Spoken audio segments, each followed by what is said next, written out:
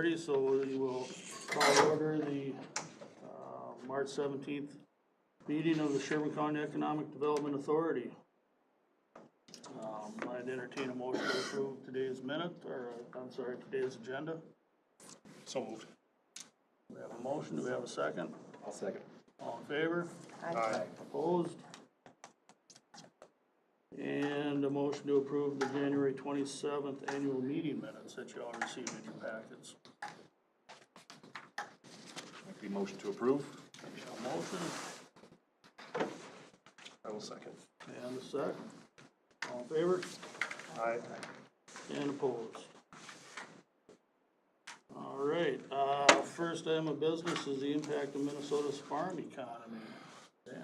Yeah, we've had a lot of discussion at the board level about the Sherburne County ag community and the growth that it's seen in the last couple of years and how it's kind of changing to more smaller farms. So I thought it'd be a good idea to invite Mr. Ash. He's a research associate for the Center of Rural Policy and Development. And in the past, he did a impact of Minnesota's farm economy on greater Minnesota. And we thought he could maybe drill that down into Sherburne County statistics a little bit. So Kelly, I'm going to turn it over to you and welcome. Thanks for being here today. Yeah, thanks everybody. I'm assuming you can all hear me. Is that true?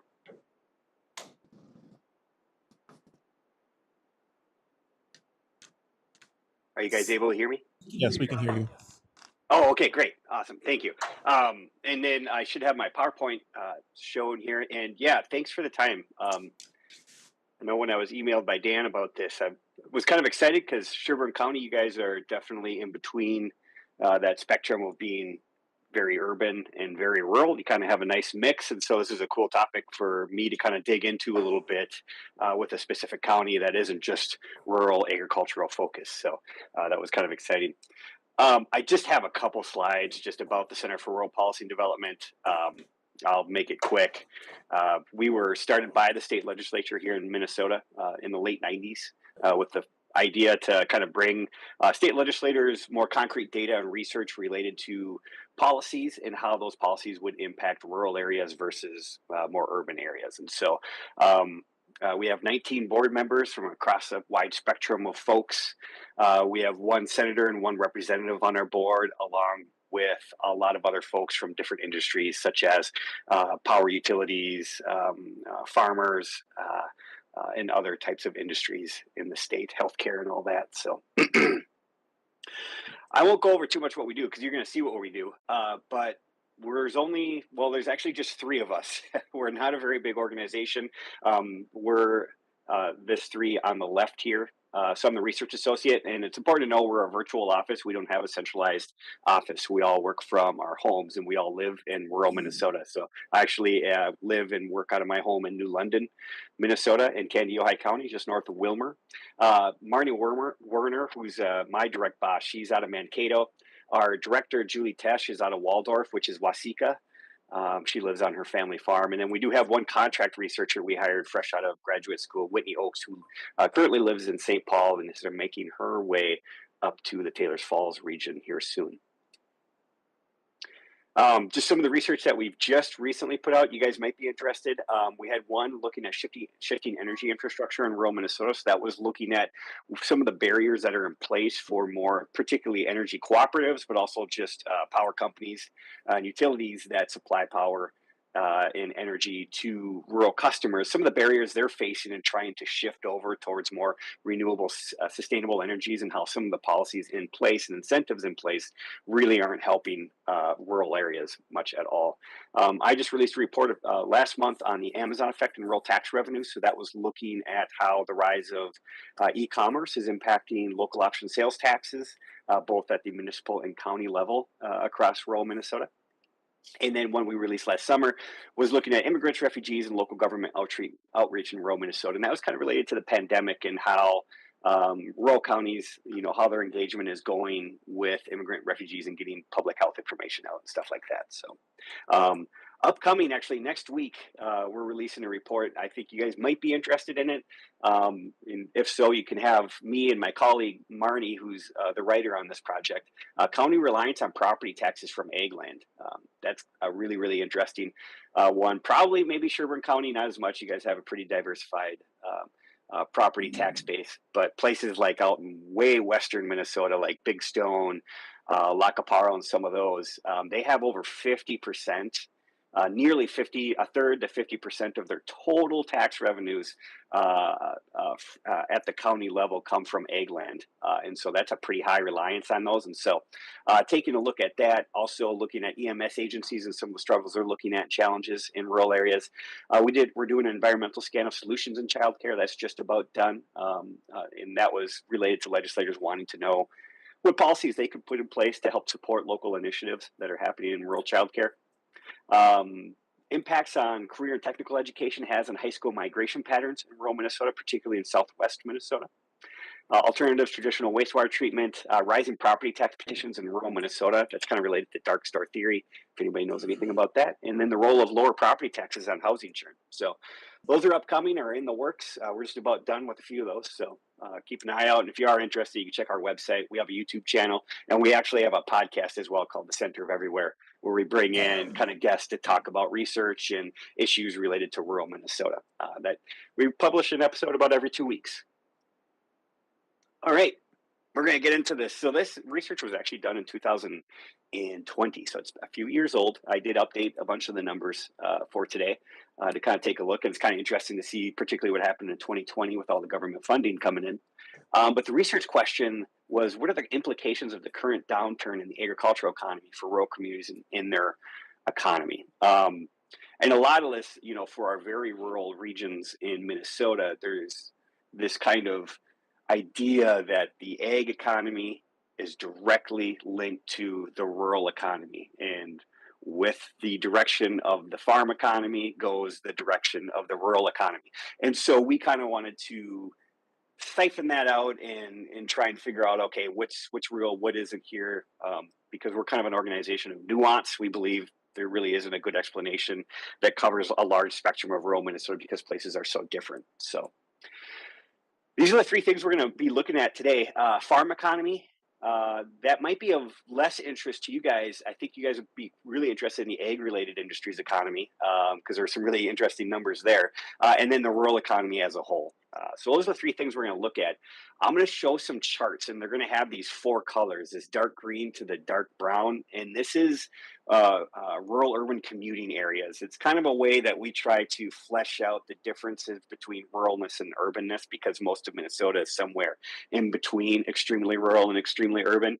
Interestingly, Sherburne County is categorized in this way as an entirely urban county. And I'm sure some of you are smirking because we know that's not true. I mean, based on topography and probably looking at as you drive across Sherburne County, particularly in between St. Cloud and the cities and the northern part, you're going to see a little bit more kind of an ag-related or more rural idyllic landscape. But because of your population density and because of your commuting patterns, you have 30% or more of your workers commuting to a urban place to work. You are categorized as entirely urban in this research, but it's not, don't worry about it, but at least you kind of get an idea of what we're going at. And then I did pull out Sherburne County on these charts as well, so you can look at just Sherburne County, but you'll also get to see yourselves compared to other types of ruralness and urbanness in this. So farm economy, here we go. I'm going to show a lot of charts, but I'll kind of explain them, and I think you guys will find this, some of this stuff really interesting. So this is farm cash receipts from marketing and production expenses. So just think of this as total revenue versus expenses. It's important to know that farm cash receipts does not have government payments in it. So that is not included in this. This is just cash that they received for their production. And so that's the dark red line here. And you can see in Minnesota that red line really jumped. And this is kind of the peak boom of the commodity farm days back in 2012, 2013, right? During the Great Recession, and then right after the Great Recession is when it peaked, and then it kind of dropped off. And you can see expenses, will go along for a while, but they kind of hover around. And over the last few years, this is kind of what a lot of folks are talking about, is we've really dropped off from that peak, and cash receipts and expenses are now kind of flipped. And so the expenses are higher than the cash revenues. For farm in Sherburne County, not as much of you had the peak, but you also had really high production expenses. I don't know why. You guys might have a better idea on that. But That is what it is here. And as you can see, when that peak occurred in about 2013, 2014, there wasn't as much probably profit made compared to a lot of other farms across Minnesota. And then for a while now, expenses have been higher than total cash marketings for Sherburne County for farm. And this is farm economy. I just want to be clear. This is just farms. This is not ag related industries at this point. We'll get into that in a second. So what we wanted to see is how does then farm earnings impact total earnings for the people in counties across Minnesota. And so this is what that looks like. And again, this is looking at that RUCA code, so our entirely rural, our town rural mixed counties, counties that have an urban town rural mix, and then they're entirely urban counties. That's these four colors. And I drew a red line here, or a red circle, looking at this is again that peak. You can see this is farm earnings just went. So this is like net income. So this is farm earnings is after expenses have been paid for. This is what's left. And you can see farmers did really well across all types of counties.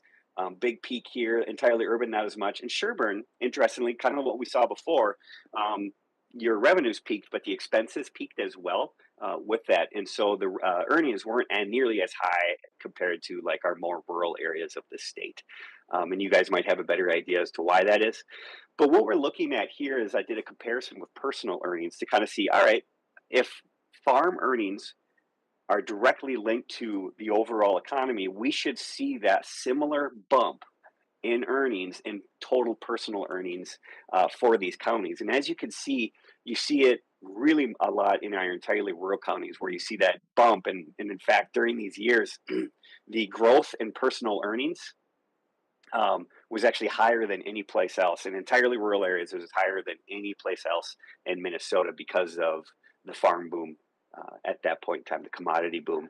So that's kind of interesting. Not as much of a boom, a bump in all other types of counties. Sherburne, you guys have been through the roof. So you guys are performing in personal earnings growth faster than a lot of other counties in Minnesota, which is kind of interesting. And you guys didn't really see a bump from farm earnings because it wasn't as high. But again, this is farm, and I know you guys would be probably more interested in ag-related industries, but at least you kind of get a sense of a portion of your county that is farm-related. I think 80,000 some acres that are dedicated for agricultural in your county. So this is, oh, I went backwards. Sorry about that, folks. There we go. So I looked at Sherburne. Okay, so you guys aren't seeing much of an impact, you know, according to how farm earnings go. And as you can see, farm earnings as a whole, as a percentage of total earnings in your county is pretty low. Back in 2006, it did reach 1% of total earnings. But since then, you guys are hovering around 0.25, 0.3%. Total earnings is farm earnings, so not nearly as much. If you guys are wondering why there's such a spike here, and I'll go back one, you see the spike here in 2020. That's the government payments that were sent out due to the pandemic, and so you can see that really helped for farm earnings over the last year. So this is farm employment. This is not ag-related industries. This is kind of the folks that are directly employed on a farm. And again, we're comparing it with total employment to kind of see if there's any sort of linkage. We would see any sort of similar trends or bumps or anything. And what you see, farm employment just across the board has declined. So this is an index looking from 2001. How has it done since then? And as you can see, around between 20 to 30% reduction in farm employment from 2001 to 2020, just across the board. And in Sherburne County, it's been significantly bad, about 35% reduction. Probably not surprisingly, because Sherburne County has seen, as you guys know, a lot of development over the years, a lot of farm land lost due to development. I would say lost, but transition to probably more commercial or residential development.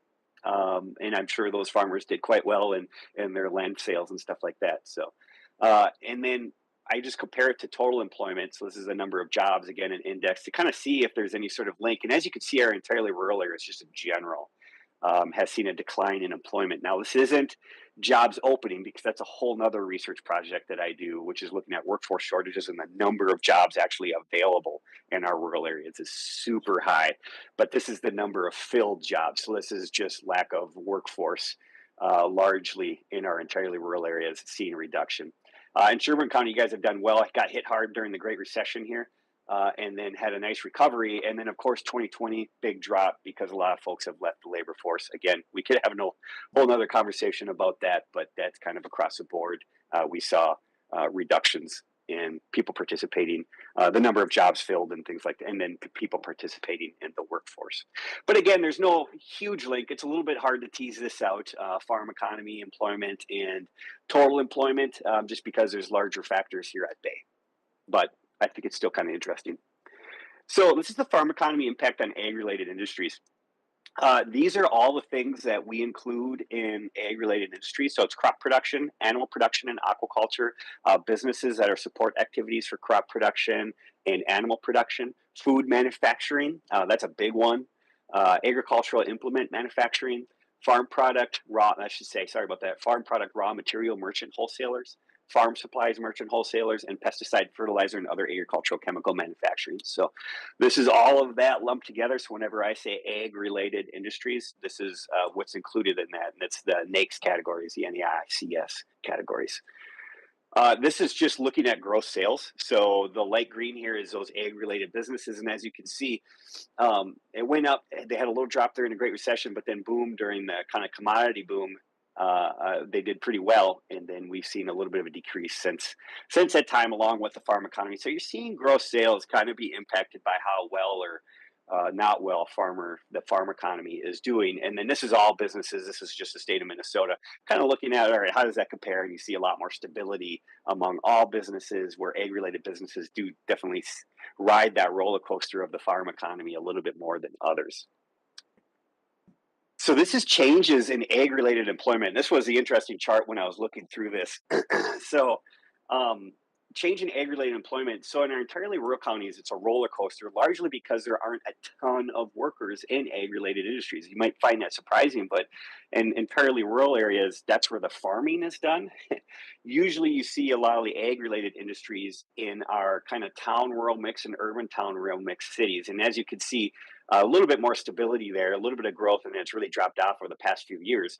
Sherburne County, you guys have skyrocketed. Again, you don't have a ton of people in these industries, but you've had really significant growth in those industries over the last few years. I think 600 to 700 by 2020. I'll have to look at the numbers again. I'm totally escaping here, but that's kind of what that looks like. And you can see total employment. I was just kind of curious what that looked like. And to compare these two, and as you can see, Sherburne County has had really good growth in employment, higher than you should be considering your county category. 22.8% by 2020, even with that little dip between 2019 and 2020. So this is good. This is really, really cool to see. And again, 92% increase since 2001 in ag-related employment in Sherburne County. And this is kind of what the percentage of employment looks like in those ag-related industries. And I broke this down by planning region. So this is a different mix here. Whoops, sorry, folks. Let me push that back. As you can see, this light blue is southwest, and then this orange is southeast. The yellow is central. The dark blue is northwest. And then Sherburne we have in the black here. 7 County, Minneapolis is 0.9% in the red, and then this light blue is northeast, very little in northeast. So right now in Sherburne County, by 2020, about 2% of your total employment is in these ag-related industries when we looked at, broke the jobs down. The highest being obviously in Southwest at 7.6%. Which is really, really quite a big chunk. 2% is nice though, and seeing some of the interesting increases you guys have experienced over the past 5 years. It's an interesting industry to keep track of. Then I pulled out the average wage of ag-related employment. And as you can see, the highest wages, even though some of the lowest percentage of employment in ag-related industries is in the Twin Cities, the highest wages, of course, are in the Twin Cities, and that's largely because, you know, when we look at it by industry, this is likely where the CEOs are housed, where the graphic designers, the kind of finance experts in ag-related, they're going to be in the 7 County, Minneapolis area, where a lot of the people actually doing the production are going to be in greater Minnesota. So that's why you see such a gap between wages. And as you can see, right around 60,000 is a lot where kind of Southwest and some of those more ag-centric regions kind of hover around for employment. Sherburne has seen some really interesting, you guys used to be really, really low, but have really seen a big bump over the past 5 to 10 years in your average wage of ag-related employment. So getting closer and closer to 50,000, which is great to see. And I'm assuming you're going to continue to see pretty big increases because that would fall in line with all industries right now due to workforce shortages, that we're seeing huge increases in wages higher than the past 30 or 40 years for sure across all industries and occupations in Minnesota. And in particular, the highest increases in wages have actually been in rural Minnesota, which has been taking place for 5 to 7 years because of workforce shortages that they've been dealing with for quite a bit longer than the more urban counties of Minnesota.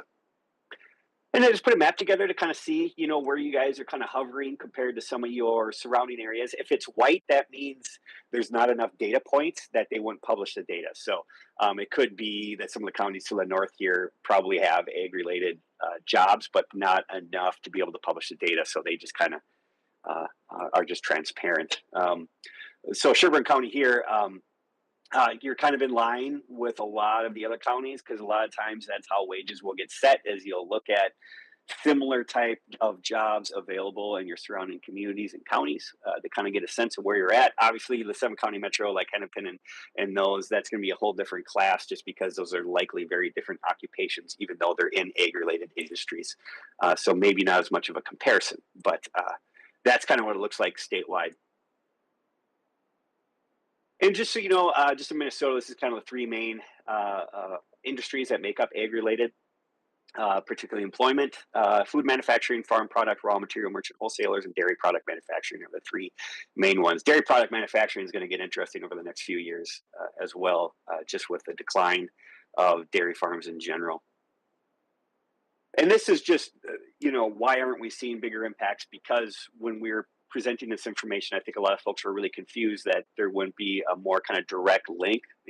Maybe there is a little bit in our real rural areas, but outside of there isn't.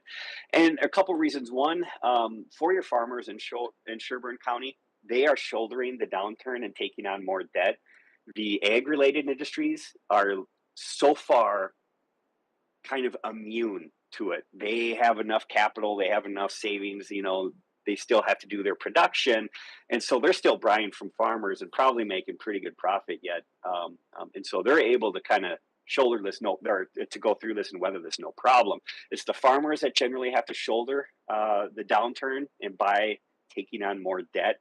And I didn't include it, but we did do some research looking at kind of the ratio between debt to asset ratio, which isn't a good one, but we will use current asset to debt ratio, which looks at how easily a farmer can turn some of their assets into like liquid or cash to pay off their debt, which isn't always easy because of all the assets that a farmer has. It's not always easy to turn that immediately into cash.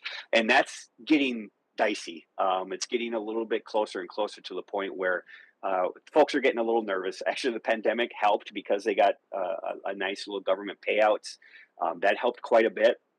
But right now, farmers are kind of shouldering a lot of this downturn, and it'll be interesting with the war in Ukraine and how that affects the markets coming up as well.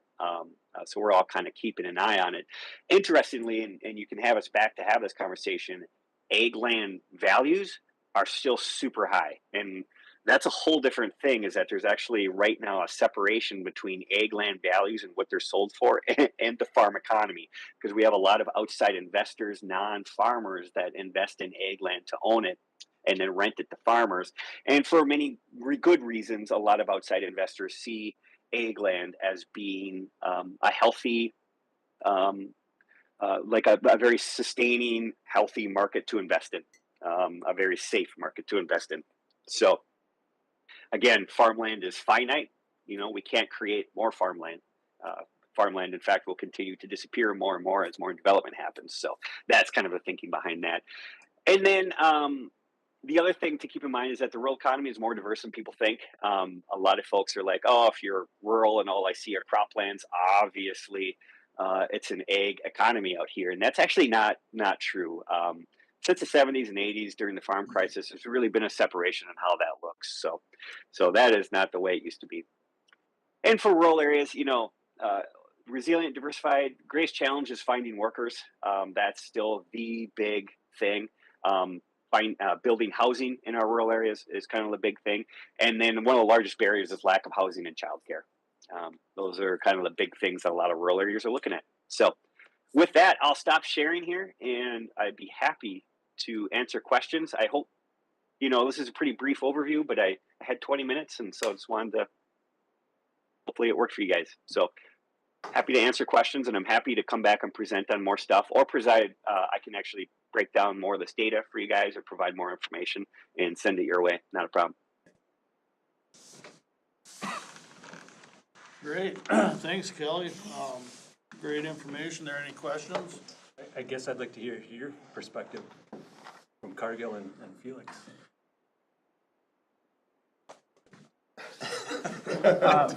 Well, first of all, when you talk about the rural economy being diverse, I think if you look at the ag economy in Sherburne County, it's quite diverse.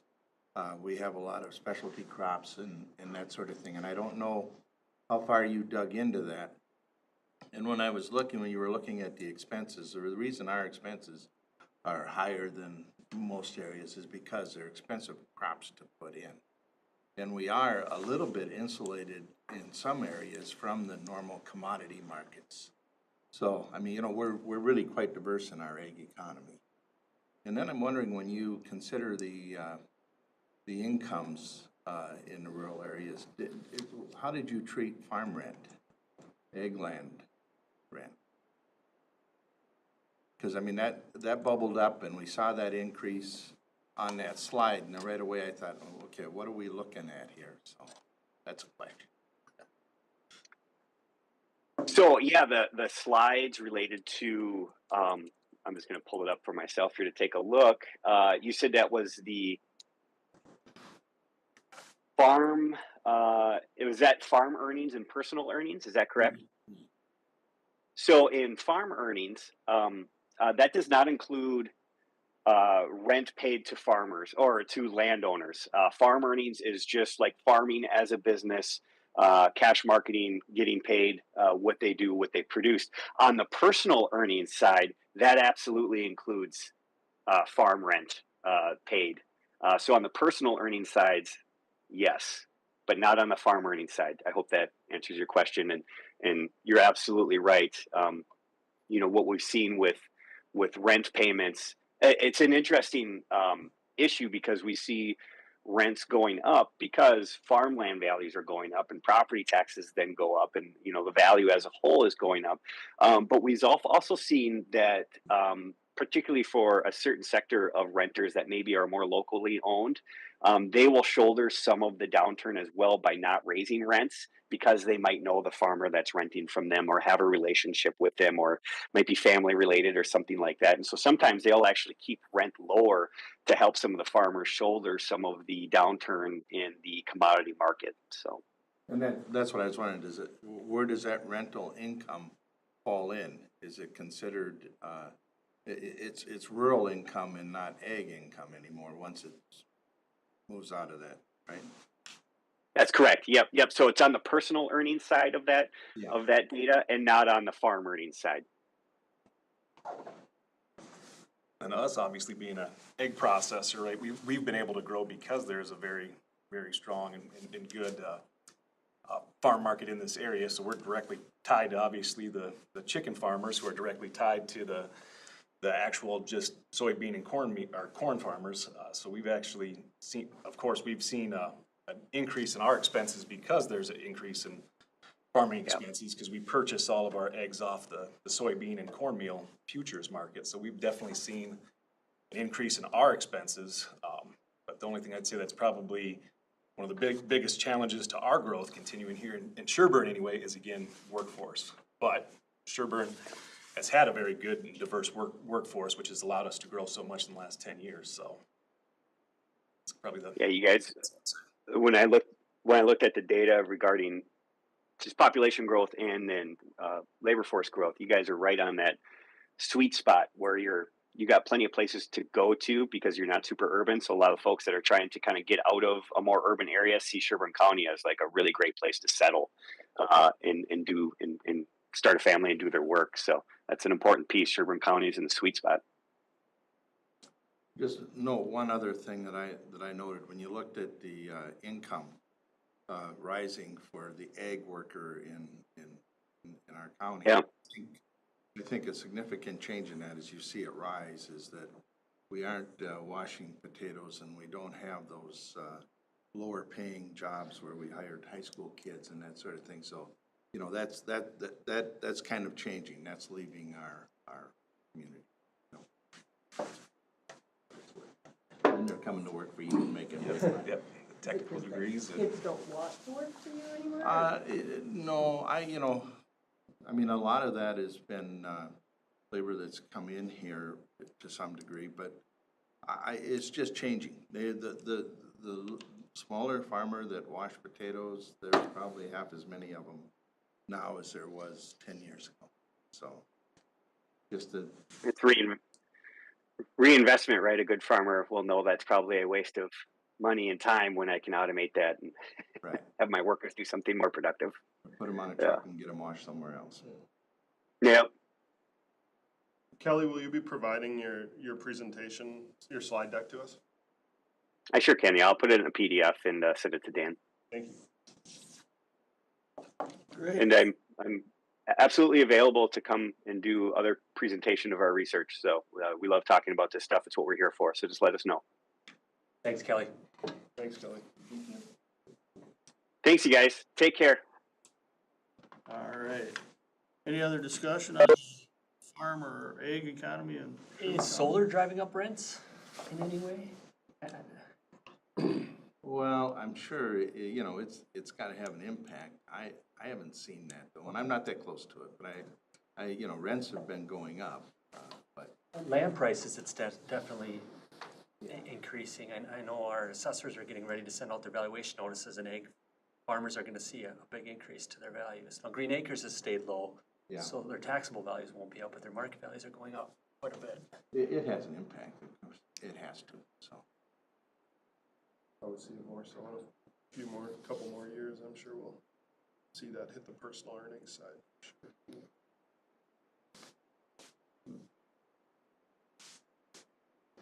Okay. On to number 5, city development update from Zimmerman. Thank you. PowerPoint, forgive my 5th grade level technical abilities here, but We'll try to keep up. kind of a quick summary as to what's been going on. I'm gonna ask about that.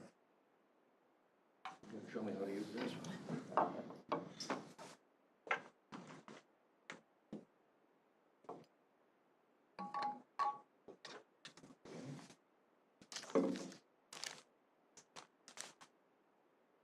Turn it on, Chris.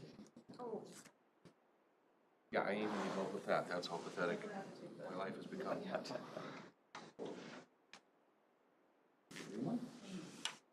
Oh. Perfect.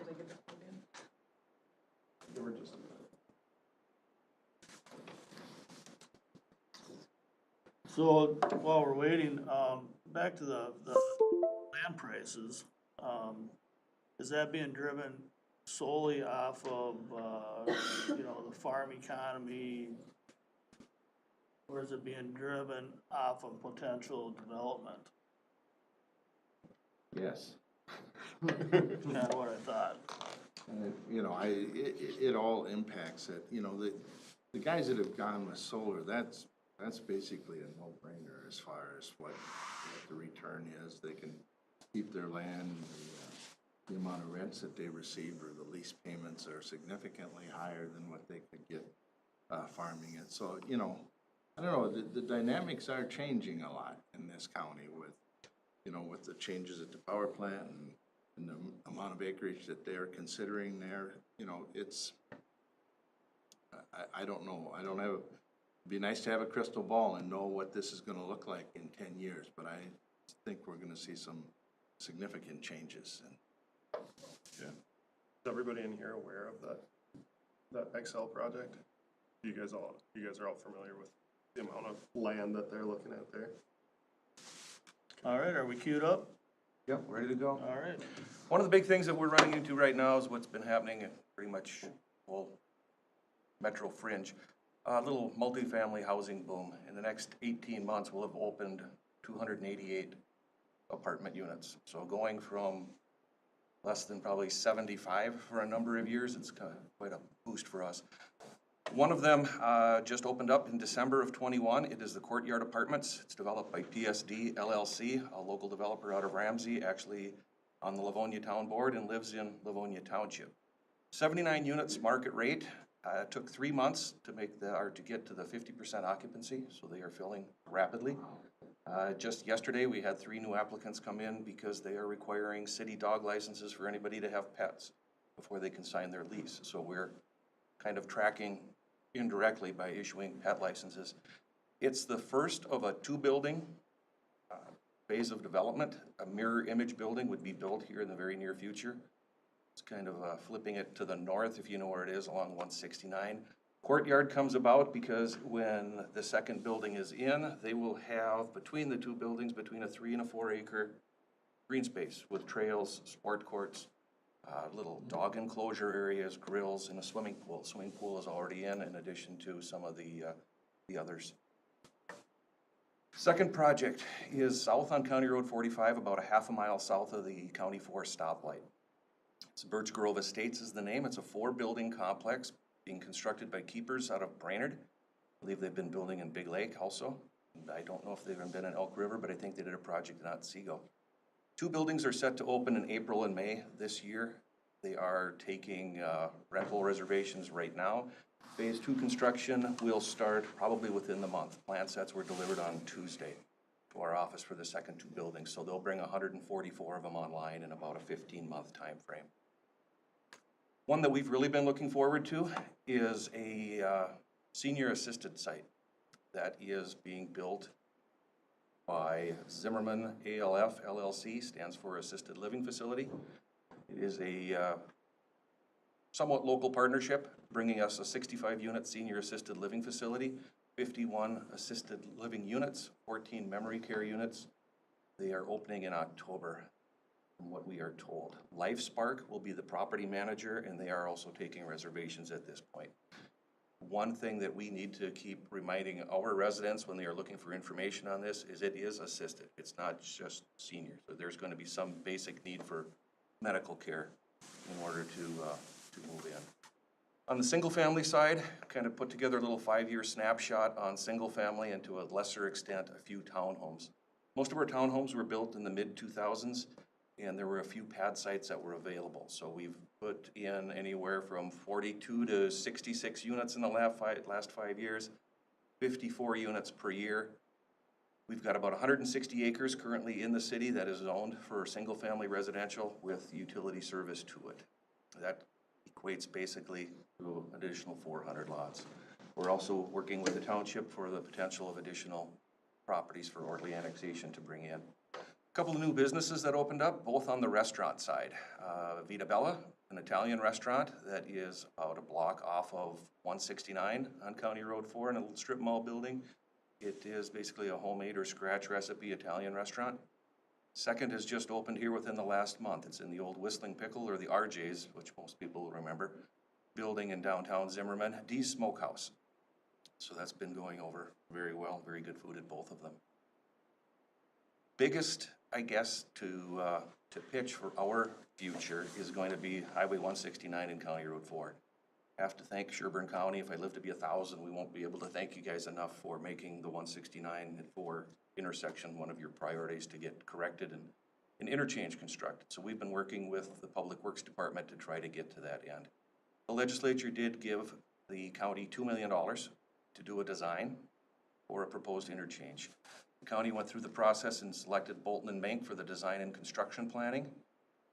The project management team, which you see listed there, including County Highway, DOT, city and township representatives have kicked off meetings. And hopefully by, I believe it's the 15th or 16th of June, they'll have the first public open meeting to lay out kind of where they're at. If all goes well, they're looking at a final design consideration for this fall. If we also are able to be funded at both the state and federal levels, we would be looking at construction planning in '23 with a possible construction start and completion in 2024. The county's been pursuing federal monies for about the last, I think I looked at my system before I left this morning, I think we've done 4 grants in the last 3 years, and they're up for another this year. The last grant in November, the 2021 RAISE grant, was fully vetted by the U.S. Department of Transportation and was on the Secretary's desk for consideration, but did not get funded because they ran out of money. This year, hopefully, is our chance. Here's the concept design that the consultants have put together. It is one that I guess we as the city prefer. It is not having County Road 4 lifted over 169, creating a wall on the highway and blocking any visibility except for the little tunnel going north. This, we are told, can be built in a year if it is funded. It eliminates the stoplight, obviously, but also instead of signalized intersections for the exit entrance ramps, they've gone to a cul-de-sac, or not a cul-de-sac, sorry, roundabout concept. This is being proven here probably in the next 6 weeks with survey groups on the ground and soil borings. What you see as a concept is based on, call it the known dimensions that MnDOT provided or are on record for right-of-way widths between county right-of-ways and state right-of-ways. So on paper it works. Now they're gonna use the science behind it to make sure that hopefully this is one of the concepts that goes forward. Hopefully, this next round of funding, which I believe is submitted in April, will be funded by the feds, and we are working with the Public Works Department on getting letters of support. We are working on with our chambers, Elk River chambers, our business owners, our developers, and when we talked with the county about showing this concept, the suggestion was made for my, I guess, request or consideration on the very bottom of that. Would this EDA board consider a letter of support for the 2022 RAISE grant? It would be included as part of the application that would be submitted by Public Works. That would be in addition to, I believe Sheriff's Department does one, our fire and rescue. We're trying to get as many as we can. I mean, we keep getting closer and closer, and Andrew Witter thought that might be a good, even though it's still under the county umbrella, it's another department or entity within the county. So, guess that's what I've got. All right.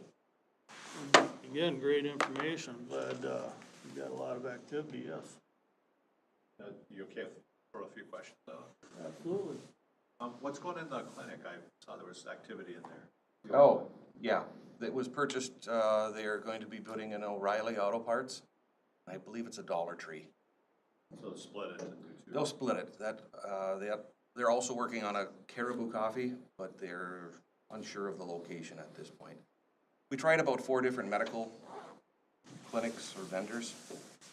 Everybody understands there's a significant population in that area, but nobody wants to jump at this point, which I guess optimistically, we might get a new clinic building somewhere. But in the meantime, we still have to travel to find in town our local health care, but thankfully the hospitals and clinics in Oak River aren't far.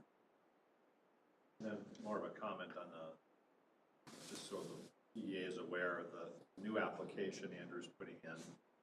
He's actually doing what Randy suggested already, which is inverting the old design with the new design. Because the old design, which was approved and was vetted as through the worksheet, was the big one that kind of moved everything to the east. And we're going to continue to put that in the application, but show this new design as a concept, partly because it shows the evolution of the project over the last decade, from the grand Taj Mahal to much more what seems to be functional and fitting of the community. So we're hopeful for this round as well. And if you haven't seen that design, you're basically taking What was done about 15 years ago would have been an interchange design that took up, call it that southeast intersection of the County 4 intersection. It's a farm field, pasture, peat bog, honestly. You go from a 40-acre footprint to basically building this in place within existing right-of-ways. Mr. Chair, would we deal with the letter of support today? Is that Um, on the agenda? I was just thinking about that. I guess my opinion would be that it should probably be put on as an agenda item For next month? for next month. What's the timing, If Randy? that works I time-wise. think April 12th is the submission date, but they can continue to add after that. Okay. So, I don't have a strong feeling either way. You guys can weigh in. If you wanna I handle it. mean, is there any, I wouldn't have any issue with dealing with it You know, today. But Okay. that's, Well, let's do that. I Do you have a would, template, Randy? I can get one from Andrew. I can forward it to you. They prepared it for us, and that's the one we've been using. All right. So it's a standard, we're gonna use a standardized letter of support that. It's a standardized letter of support. When we are going out to some of the agencies, developers and businesses, we are tweaking it, personalizing it to each of them, but it's based on I guess from an organizational standpoint, it's gonna be very close to what they've already got as the Public Works developed template, which is a statement of the facts and just saying, yes, we can build it if you give us money. So I'll put something together and then run it by you, Ken. Okay. Can we get a motion today, though? Yeah, how do we, I'll move a letter of support for the 169 interchange in Zimmerman. I'll second. all right, we have a motion and a second, all in favor? Aye. And opposed? Thank you. Motion carries. I'm gonna have to excuse myself, Mr. Chair. We're meeting at 10 o'clock in St. Cloud, and if I don't get there on time, I might end up chair. Oh, And nobody wants that. understood. All right, anything else for Randy before he packs up? Nope. All right, we'll move on to number 6, which is the county business lab update. I included this in your packet, but we'll put it up on the screen as well. I just wanted to give everybody an update. As most of you are aware, we have a business lab that's on our county website that we contract with, and I just wanted to update you on the usage. We've had 48 different businesses use it over the last year and a half, with 86 sessions, which means a lot of the people that are going to it one time are coming back for additional sessions. I know the coffee lab in Big Lake used it a number of times, one that just opened up. And you can see 18 jobs have been created through this initiative. So no action needs to be taken. It was just more of an update that people are using it. But we'd certainly like to see them use it more. We put it on our Facebook page about once a month. But if you guys can help us market that, that'd be great. Because we get charged one amount no matter how many people use it. So let's use and abuse it as much as we can and get the word out there. I think it's helpful. I've seen some of the cities folks that are here, they will send that out too, which is really, I think, really nice that you guys do that. So, kind of puts everybody, reminds them. And it's completely free to the end user. So whatever you guys can do to help us market that, that'd be fantastic. Yeah, I think it's a great program, and I have talked with one business that did utilize it, and they were very, very impressed, and said it was very, very Yeah, helpful. nonprofits can use it as well, so it's not just for-profit businesses. Nonprofits can use it as well. And I think the important thing to remind people is that it's not just for startups. It can be used any size business, even if you're a bigger business and you have someone in your finance department that's working on something, you can send that single employee to there for help. So it's not just for owners, operators. Owners, operators can send individual staff members there for help in different aspects too. Yeah, great point. All right, and then the update on the broadband. Yeah, staff will be bringing 2 projects to the board next Tuesday, to the county board on Tuesday, and I just wanted to update the EDA. It's a little hard to see, it's in your packet as well. The county board dedicated or allocated 1.5 million of their ARPA funds to broadband projects through our phase 1 initiative. And so far, we've had 2 projects that have moved to the top of the list. The one is in Livonia, that's a Midco project, and that's the one in red circled on the southeast portion of Livonia. And I think you guys have talked about it at the town board level. And we also have an Arvig project in Elk River, and that's the blue circles there, on north of 169 and then on the southeast corner of the city as well. That'll serve almost 250 homes. if that project is approved. And it's more just an FYI for the EDA. It will be brought to the board on Tuesday for final approval. But I just wanted you to know that broadband's still a priority. We're probably gonna have a phase 2 at the board level here as soon as we get our second allocation of ARPA funds. And we'll probably hit the western part of the county a little more than we did with this round. We also have projects in Becker and Santiago Township and Clear Lake Township that are being discussed as well that were part of the phase 1. And that the boards are determining if they wanna participate financially as these projects move forward. Great. Well, I don't understand all that, but I do understand the value, so, I'm glad we're tackling that issue with some of the funds that have come our way. And then I know it's not on the agenda, but if I could add one thing quickly, the county board has discussed adding an economic development coordinator at the county level to help me out. I know I do it it's one of the hats I wear, but we're at a point where we really want to grow economic development, and a lot of our counties that are similar sized have someone that's full-time.